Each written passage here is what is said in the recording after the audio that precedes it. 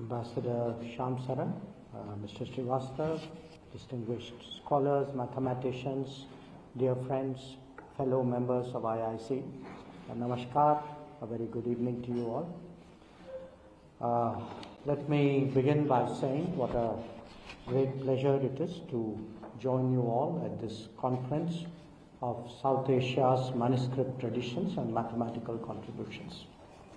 Let me applaud the India International Center for undertaking this initiative and appreciate the contribution of the Center for Traditional Indian Knowledge Systems and Skills, IIT Bombay.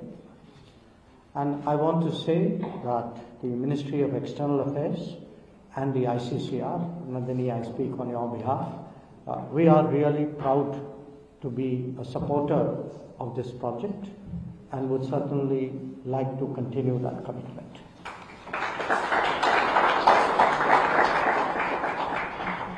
Now, manuscripts and mathematics aside, and I must say, I wish I had been taught mathematics poetically. It would have certainly made me a better student. But manuscripts and mathematics aside, what is this really about? And the answer, I believe, that in many ways this is about discovering, or more accurately, rediscovering ourselves. For many societies, how to preserve, nurture, and carry forward traditional knowledge systems over history, over time, has been a challenge. And we are no exception. In fact, for centuries, I would say for 1,000 years, our society has in some ways been assaulted from beyond our borders. And the intellectual cost, leave alone the human one, has actually been enormous. And perhaps there is a more graphic an example than the burning of the Nalanda University. And the scars of this is still visible in a range of domains. But much worse was actually to follow. The global ascendancy of Europe. For parts of the world which were not Europe, they were its dark ages. And because, as they say, they came, they saw, and they pillaged. And worst of all, they sought to erase our heritage and traditions.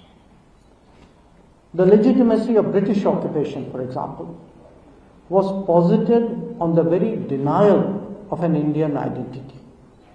And that is why we have the famous remark of Winston Churchill on India being no more a geographical term than the equator.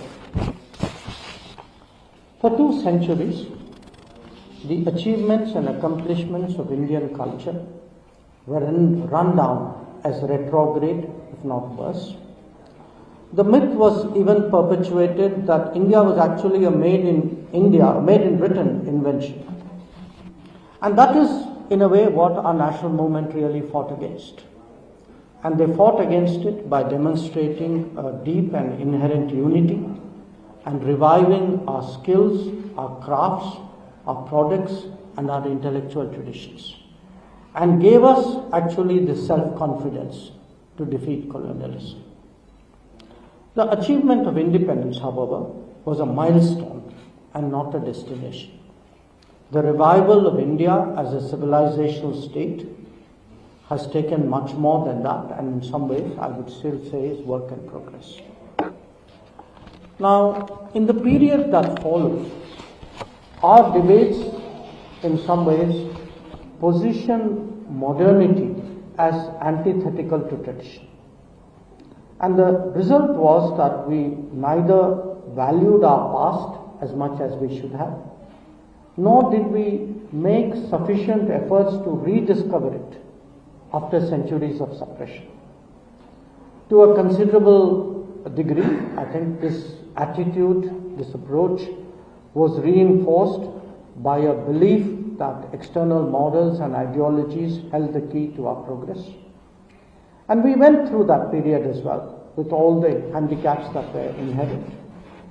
And as a result, we actually set self-imposed limits on our own curiosity and our interests. Thereafter, the era of globalization actually reinforced this thinking by suggesting that the world was flat and a village to boot. The ground was prepared for universal norms and common standards. And all of you, of course, know who were the judges of those norms and standards. But of course, the real world was fundamentally different because it was essentially pluralistic, it was essentially diverse.